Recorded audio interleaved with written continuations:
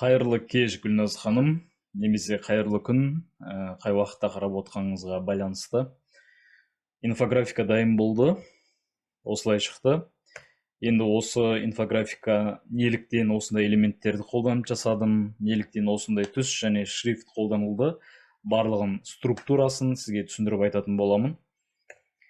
Ең бірінші кезекте бізде заголовок, яғни адам Wildberries-тен сіздің тауарыңызды іздеген кезде бірінші көзі заголовокқа түседі.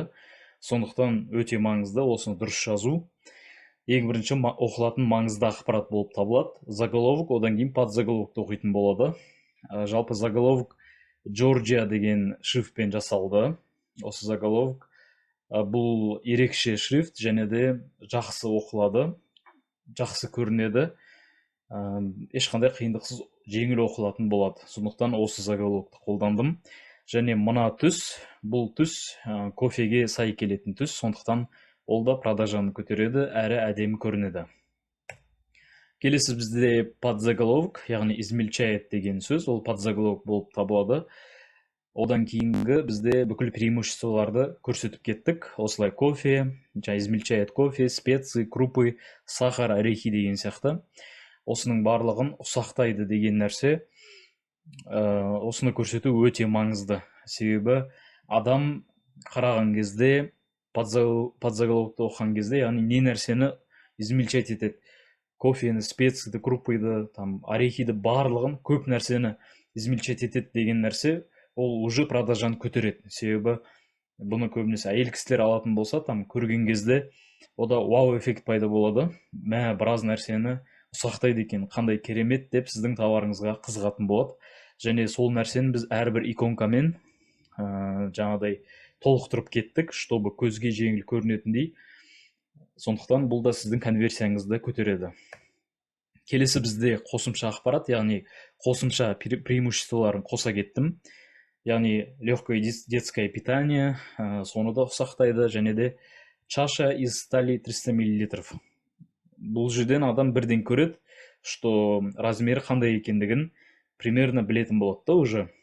Ол да продажаны көтереді, себебі толық ақпаратты уже инфографикадан көреді, описанияны ашпай жатып.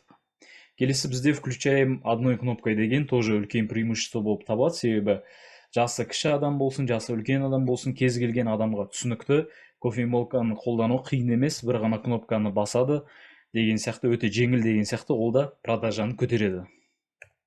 Келесі бізде товардың суреті, бұл ең маңызды бөлігі, яғни адам товардың суретіне қарап шешім қабылдайды.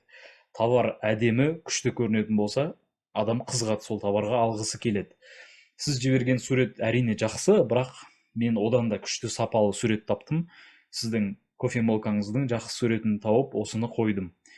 Әдемі көрінеді, бұл да продажаны арттырады. Енді бұл Wildberries-те қалай көрінеді сіздің карточкаңыз, сол жөнінде айта кетейін. Кофемолка Nima 8300 деп іздеді адам. Сосын сіздің кофемолкаңыз шықты. Енді баға жағын өзіңіз білесіз әрине, бұл мысал ретінде. Көріп тұрсаңыз, сіздің инфографикаңыз басқаларына қарағанда, мысалға мынаған қарағанда или басқаларына қарағанда сочный көрінеді, әдемі көрінеді, сондықтан ол бірден назарды шақырады. Ал адам назарын аударғаннан кейін бұны басып, ары қарай сіздің товарыңызға қызығып, продажаңызды көтереді деген сөз. Жалпы қалай сізге күшті ма, ұнап жатыр ма?